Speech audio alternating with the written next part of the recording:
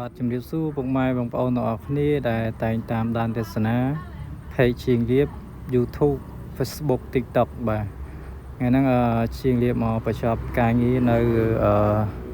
បរិយមង្គលភ្នំពេញនៅខាងទូប្របាទហើយការងារនេះគឺយើងធ្វើជាង10ថ្ងៃហើយដោយសារតែយើងជាប់រវល់ទៅគៀនស្វាយផងហើយណាមួយភ្លៀង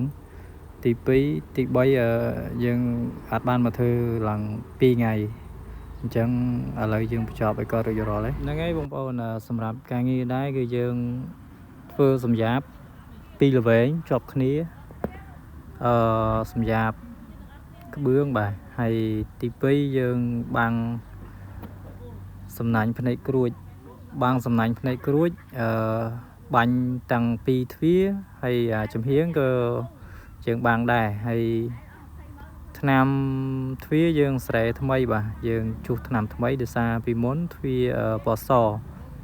តែឥឡូវទ្វារយើងបាញ់ពណ៌ខ្មៅវិញបាទពណ៌កតាប្រមេះហើយពណ៌ដូចឡានប្រុសអា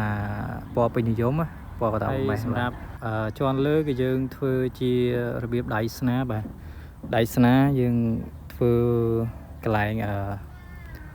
វេរ៉ុងដាពីមុខហ្នឹងវេរ៉ុងដាតិចដែរទេកន្លែងហ្នឹងហើយយើងធ្វើបែបនេះបាទយើងចាប់ដៃស្នាបែបនេះយើងធ្វើជាប់គ្នាតែម្ដងបាទបើពីមុនយើងធ្វើដាច់ពីគ្នាតែឥឡូវអត់ទេយើងធ្វើជាប់គ្នាវាស្អាតជាងវាអាចថាពិបាកធ្វើជាងតិចតែវាស្អាតជាងអញ្ចឹងណាបងប្អូនអញ្ចឹងបើសិនជាបងប្អូនមានចំណាប់អារម្មណ៍ចង់តសម្រាប់ផ្ទះឲ្យអាចតាក់ទងមកជាងរៀបហើយសម្រាប់លេខទូរស័ព្ទបងប្អូនអាចcallមកក៏បានហើយឆាតតាម Telegram ក៏បានព្រោះអីបើឆាតតាម Telegram វាលឿនជាងអញ្ចឹងបងប្អូនហើយនេះដៃស្នាយើងជាន់លើជាន់ទី1ជាន់ទី2បាទហើយទ្វារយើងរួចរាល់ 100% អស់ហើយបងប្អូនហើយសម្រាប់ជាងដែលគាត់ចង់បានប្រាក់ខែថ្លៃបើសិនជាគាត់អាចជំនួសខ្ញុំបានអាហ្នឹងខ្ញុំអាចឲ្យប្រាក់ខែថ្លៃបានតែបើជំនួសខ្ញុំមិនតាន់បានទេអាហ្នឹងខ្ញុំឲ្យតម្លៃតាមហ្នឹងព្រោះអីសមត្ថភាពលុយយើងលើសមត្ថភាពបើសមត្ថភាពយើងខ្លាំងអាហ្នឹងយើងអាចយកប្រាក់ខែបានខ្ពស់តែបើសមត្ថភាពយើងនៅស្ទើរអាហ្នឹងលុយក៏ស្ទើរតាមហ្នឹងដែរអញ្ចឹងណាបងប្អូន